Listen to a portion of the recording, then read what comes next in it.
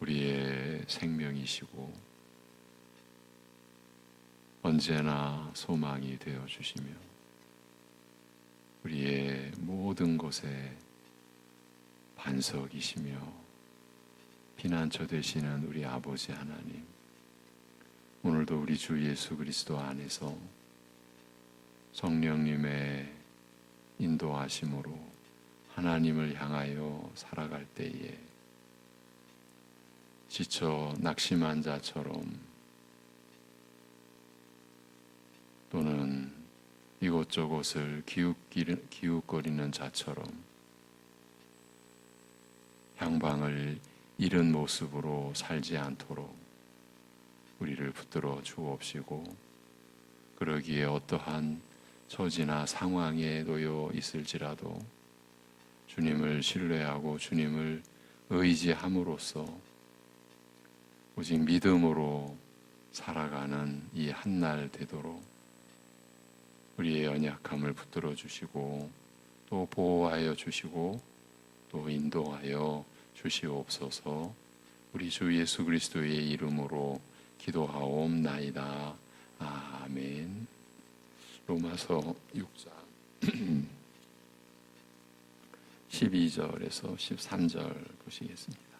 로마서 6장 12절 13절입니다.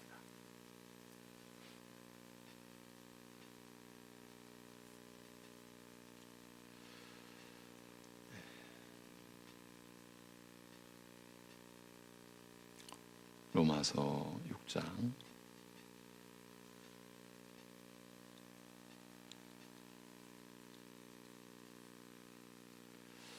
12절에서 13절 같이 보시겠습니다. 다 같이.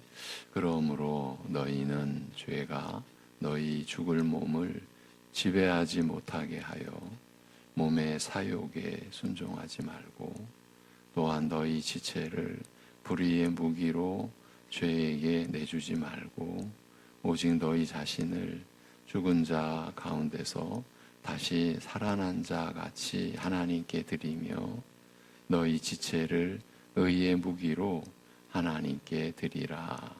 아멘.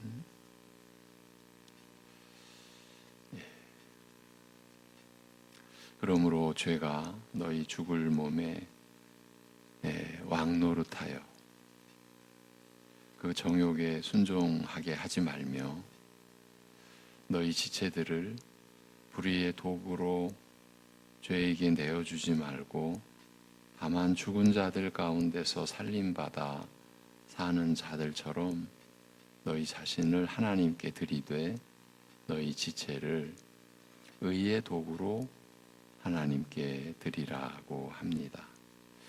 우리가 지금까지 나눈 내용을 뒤따라서 기록된 이 권면은 로마서 6장의 흐름을 자연스럽게 잇는다, 이렇게 볼 수가 있습니다. 오늘 우리가 로마서 6장을 보면서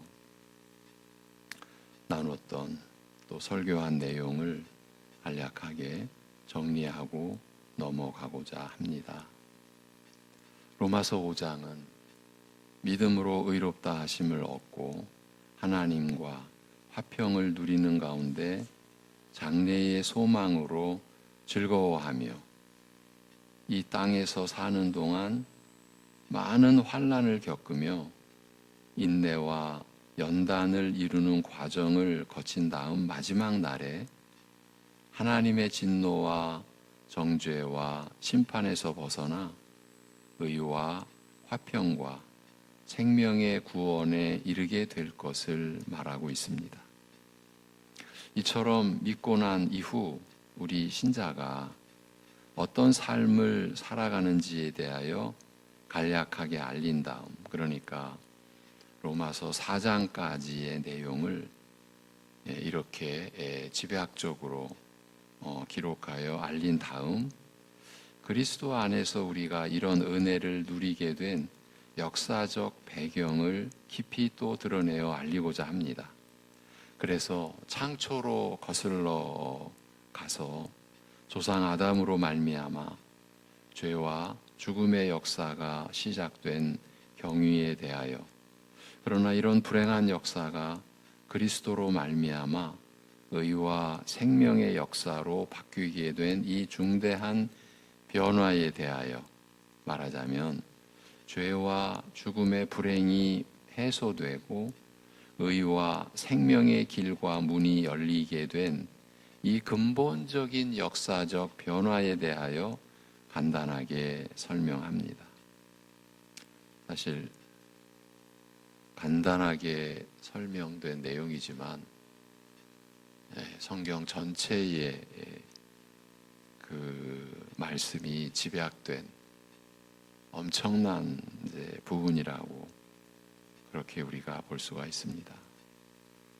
특히 이 역사 중간에, 즉 아담과 그리스도 사이에 율법이 끼어들었으나, 하나님께서 그렇게 섭리하신 거죠. 율법을 내려주셨으나 끼어들었으나 죄와 죽음의 불행을 해결하는데 전혀 무력한 탓에 오히려 죄만 더하였으며, 다만 이와 같이 죄가 더한 곳에서 마치 영영 실패로 끝나고 만 것 같은 그 절망적 상황에서 은혜가 더욱 넘치는, 그러니까 죄가 더한 곳에 은혜가 더욱 넘치는 이 기이하고 복된 결말이 그리스도로 말미암아 가능하게 되었다고 알립니다. 그리고 죄와 죽음의 불행한 역사가 시작된 일이나 이것이 의와 생명의 역사로 바뀌는 일에서, 달리 말하면 온 인류가 죄와 죽음의 불행에 빠지게 된 일이나 여기에서 벗어나 의와 생명을 누리게 되는 은혜롭고 복된 일에 있어서 다 같이 한 사람의 행동이 모든 사람 또는 다른 많은 사람들에게 영향을 미치는 어떤 원리가 작용한다는 이 중요한 사실을 가르칩니다. 이제 이것을 가르치기 위하여 창초 아담에까지 거슬러 올라간 기술을 한 것이죠. 한 사람의 범죄 때문에 모든 사람이 죄와 죽음에 이르는가 하면, 한 사람의 순종 때문에 많은 사람들이 의와 생명에 이르는 이유와 근거는 한 사람의 행동이 실질적으로 모든 사람 내지 많은 사람들의 행동이 되게 하는 어떤 원리에, 곧 하나님께서 정하시고 세우신 어떤 원칙과 질서에 있음을 알리고 있는 것입니다. 그래서 이 대목을 나눌 때에 하나님께서 정하시고 세우신 원칙이요 질서다라는 점을 강조해 드렸습니다. 그렇지 않으면 어떤 원칙과 질서에 하나님도 속해 있는, 하나님도 그 어떤 원칙과 질서에 매여 있듯이 우리가 이해하는 어처구니 없는 일도 일어나지 않는다, 그렇게 단정할 수 없어서 이 원리 역시 하나님께서 정하신 것이다, 이것을 확인해 드렸던 것입니다. 하나님께서 원칙과 질서를 정하고 세우실 때 흔히 언약을 체결하신 이해에서 추론하여 이런 연대 원리 역시 언약의 근거를 둔 것으로 설명하기도 합니다만, 어쩌면 그보다는 하나님의 창조의 근원을 둔, 그러니까 창조 역사 속에 들어있는 어떤 그 질서의 근원을 둔 더 기본적인 질서일 가능성도 없지 않습니다. 더욱이 연대 원리와 밀접하게 연결되어 있는 하나됨이나 연합은 원칙과 질서의 차원을 넘어 아버지와 아들께서 우리 안에, 내 안에 계시고 내가 주 안에 있어 교통하는 것, 곧 성령으로 말미암아 경험하는 영적 하나됨과 연합에서 드러나듯이 깊고 신비로운 일이며, 그럼에도 그 어떤 현실 못지않게 생생하며 구체적이고 실제적이기도 한 것입니다. 로마서 6장은 이제 이러한 그 배경 하에서 기술되는 로마서 6장은 그리스도 안에서 믿음으로 이런 은혜를 누리게 된, 방금 제가 말씀을 드릴 때 성령으로 말미암아 하나님께서 이루시고 우리 안에서 행하시고 성취하신 그 은혜를 성령으로 말미암아 우리가 경험하게 된다라고 말씀을 드렸었죠. 그런데 이제 그 성령으로 말미암아 성령을 통한 역사는 우리로서는 믿음으로 받게 되는 것이죠. 그래서 그리스도 안에서 믿음으로 이런 은혜를 누리게 된 우리 신자가 죄에 계속 머무는 그 문제를 거론하면서 이것은 은혜를 더하게 하는 일이 될 수도 있지 않는가라는 이 질문, 어떻게 이런 질문이 나올 수가 있었습니까? 바로 그 앞에 죄의 이 역사 속에서 그야말로 죄가 더한 곳에서, 율법이 끼어들었으나 오히려 죄가 더한 곳에서 놀랍게도 은혜가 더욱 넘치는 이 기이하고 복된 결말이 그리스도로 말미암아 가능하게 되었다고 하지 않습니까?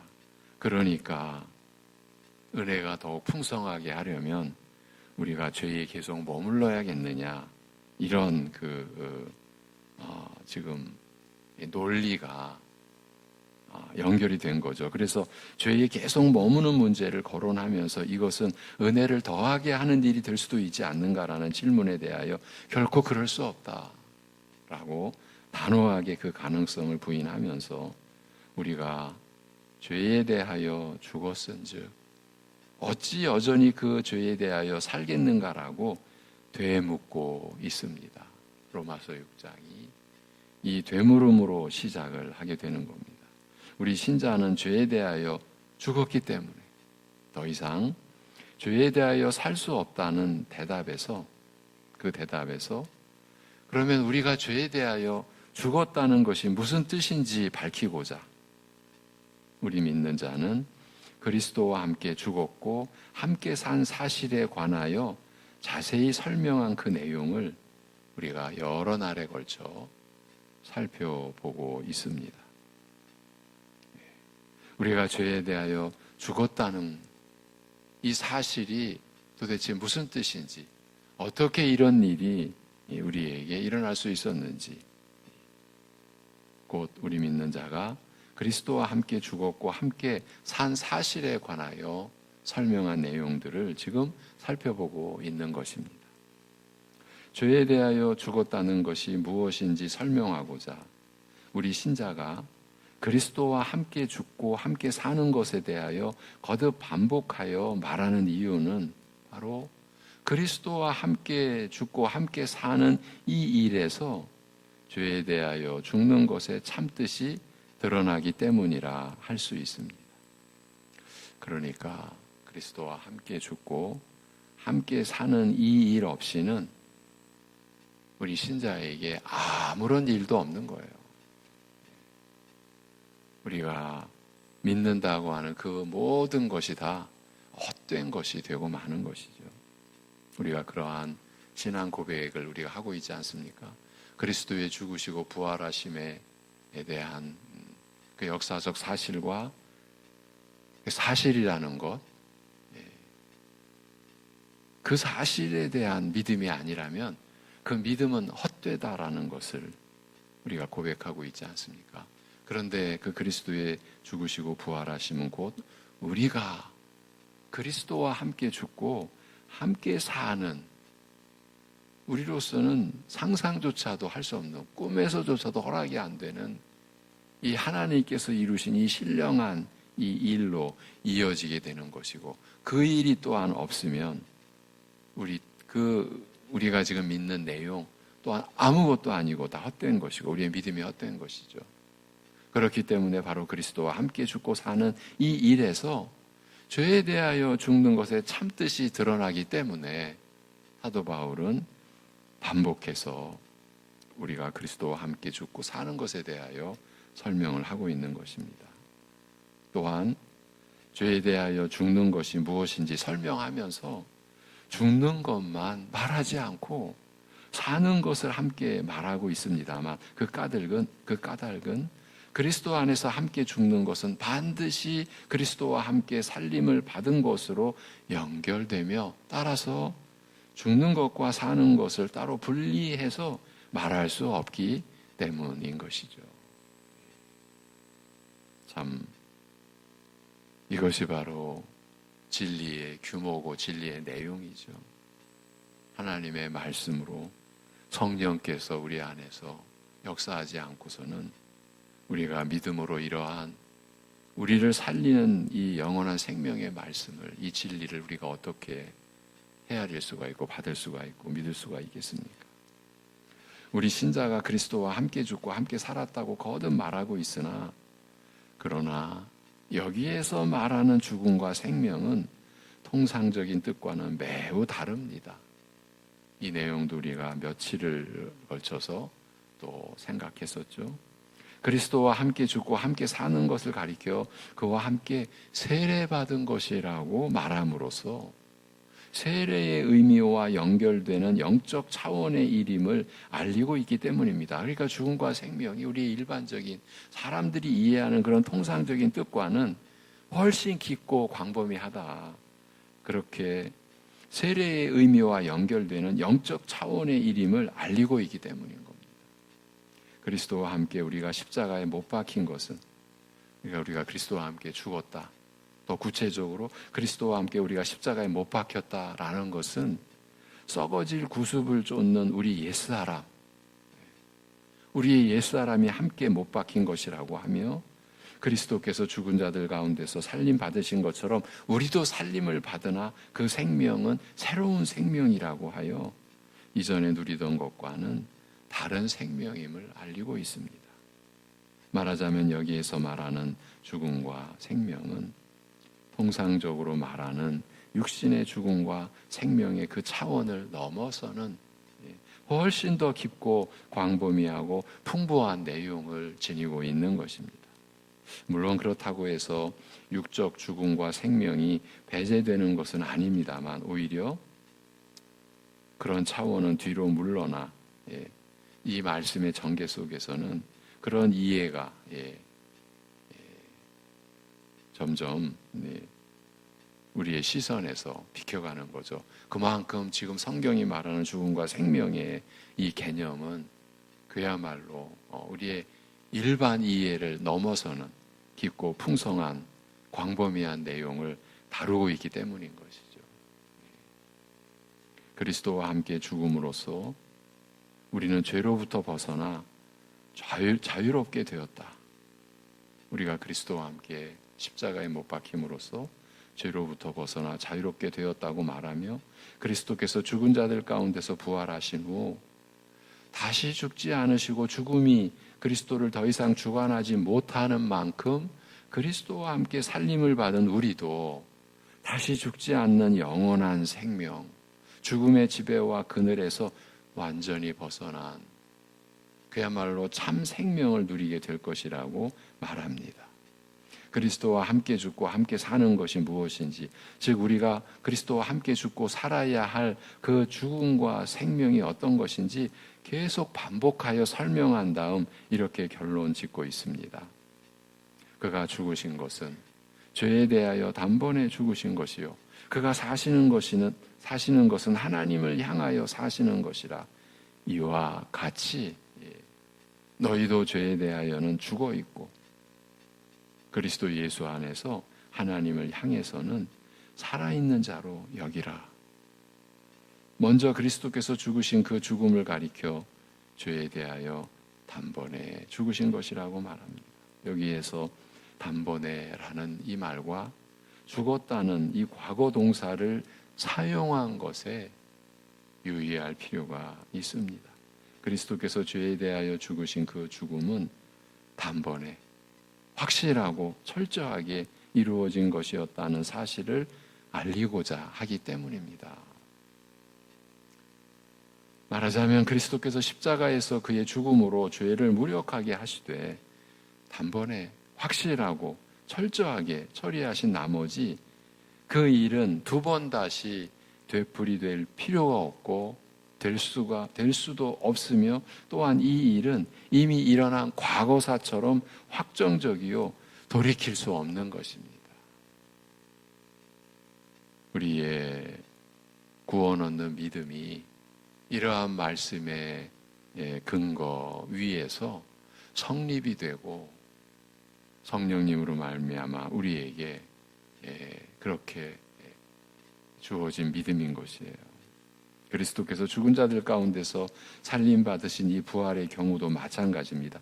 단번에 죽음의 권세를 깨트려 무력하게 하시고 부활하신 후 그는 다시 죽지 않으시고 죽음이 주관하지 못하는 그런 생명으로 사시는 것입니다. 그리고 이 생명의 본질은 하나님을 향하여 사는 것이라고 말합니다. 우리 믿는 자도 바로 그리스도의 이런 죽음을 함께 죽었고 이런 생명으로 함께 살림 받은 것입니다. 이것이 우리가 그리스도와 함께 세례 받은 그 하나님께서 약속하시고 이루신 우리를 살리는 생명의 역사, 그 은혜의 내용인 것입니다. 이런 우리 신자를 향하여 이르기를 이와 같이 너희도 죄에 대하여는 죽어 있고 그리스도 예수 안에서 하나님을 향해서는 살아있는 자로 여기라고 말합니다. 죄를 단번에 무력하게 하신 그리스도의 죽음을 그와 함께 우리도 죽었으니, 방금 앞에서 우리 믿는 자도 바로 그리스도의 이런 죽음을 함께 죽었고 이런 생명으로 함께 살림 받은 것이라고 설명드린 그 내용을 좀 더 풀어드리는 겁니다.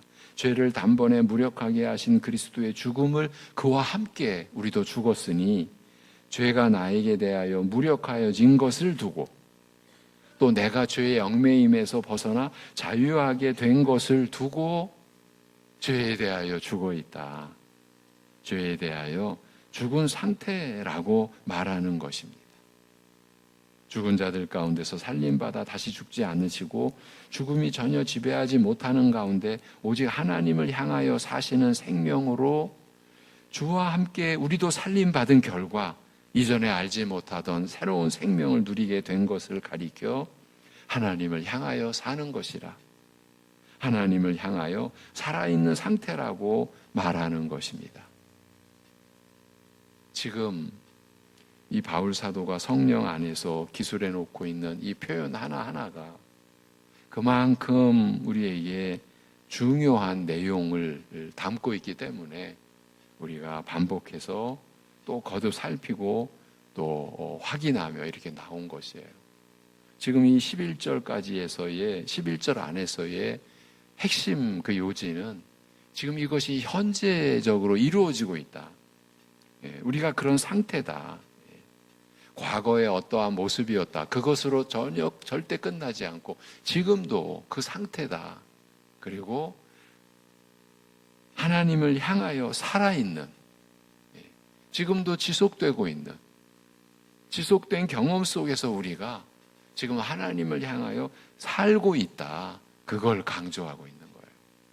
그리스도와 함께 죽고 함께 살아 죄에 대하여 죽은 자가 되고 그 죽은 상태라는 거죠. 또 하나님을 향하여 살고 있는 자가 된 것을 말한 다음 그렇게 여기라고 한 것은 이것이 사실임을, 우리 신자 안에서 이런 죽음과 생명이 이미 역사하고 있음을 확인하라.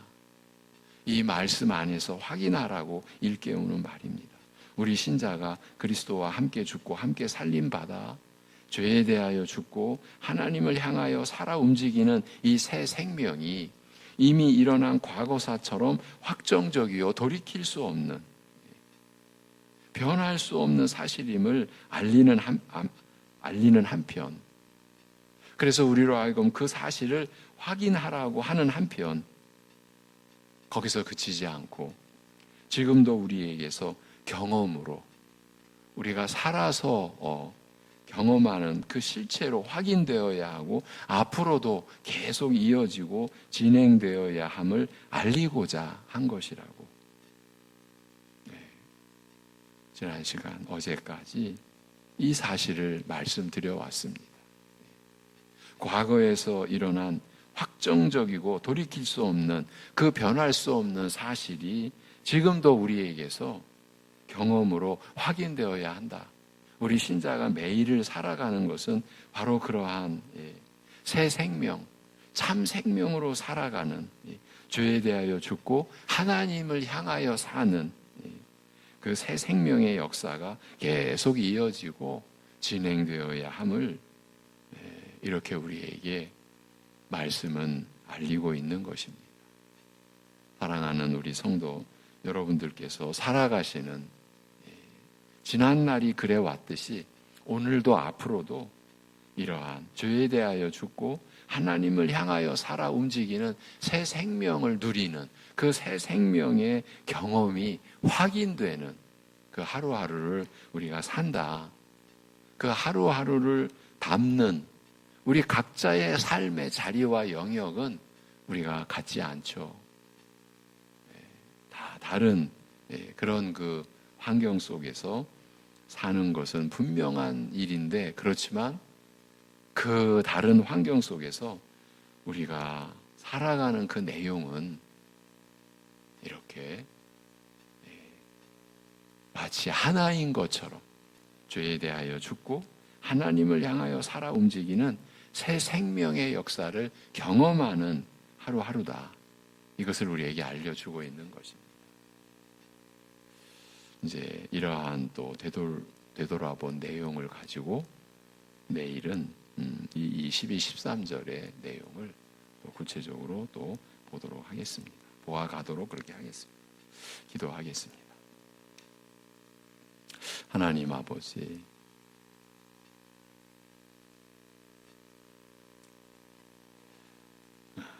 우리의 능력과 지혜를 초월하는, 우리가 일반적으로 안다고 하는 죽음과 생명의 그 차원을 넘어서는 그 본래의 죽음과 생명의 차원에서 주시는 말씀 안으로 우리를 성령께서 인도하시고 가르쳐 주시고 또 받은 내용을 확인해 주시고, 그리하여 하나님께서 우리를 위하여 그리스도 안에서 이루시고 성령님을 통하여 우리의 겉되게 하신 진리와 은혜를 우리가 누리며 살아갈 수 있는 가르침과 또 인도하심을 감사드립니다. 하나님 아버지, 이러한 말씀에 우리가 붙들릴 수 있게, 이러한 말씀이 우리를 붙들어 우리가 세상 것을 찾아서 헤매이거나 우리 육신의 것에 매여서 그야말로 썩을 양식을 위하여 일하듯 헛되게 살지 않는, 하나님을 향하여 사는 새 생명의, 참 생명의 그 삶이, 경험이 오늘도 우리 안에서 이루어지고 나타나게 하여 주시옵소서. 그러기에 우리가 오늘도 우리 스스로의 것으로 이 새 생명, 참 생명의 삶을 우리가 감당할 수 없고 누릴 수 없음을 고백하기에 오늘도 자기를 부인하고 제 십자가를 지고 우리가 주님을 의지하고 주님만을 신뢰하고 주님을 따르는 한 날을 살아갈 수 있게 하여 주시옵소서. 그러기에 우리가 하나님을 향하여 사는 것이니 우리의 육신의 어떠한 목표를 붙잡지 않고 하나님과 하나님의 나라와 그의 의를 구하는, 우리가 오직 말씀을 따르는 삶을 우리 각자의 처지에서 믿음이 하나인 것처럼 우리의 삶의 방향도 이렇게 하나로, 그리고 그 삶을 이루는 새 생명도 하나의 생명으로 우리가 누리는 그 경험을 우리가 각자의 처지에서 누리면서 오늘을 살아갈 때에 때로는 우리를 시험하는 어떤 어려운 상황 속에서 또 지금 실제로 겪고 있는 고난과 여러 가지 힘든 상황 속에서도 주님을 의지하고 결코 낙심하고 절망한 상태에 빠져 있지 않고 오히려 그 두려움을 가지고 주님 앞에 나와 기도하며 아뢰며 주님의 인도하심을 받으며 살아가는 이 한날이 되게 하여 주시옵소서. 이 모든 것을 주님께 의탁드리옵고 우리 주 예수 그리스도의 이름으로 기도하옵나이다. 아멘.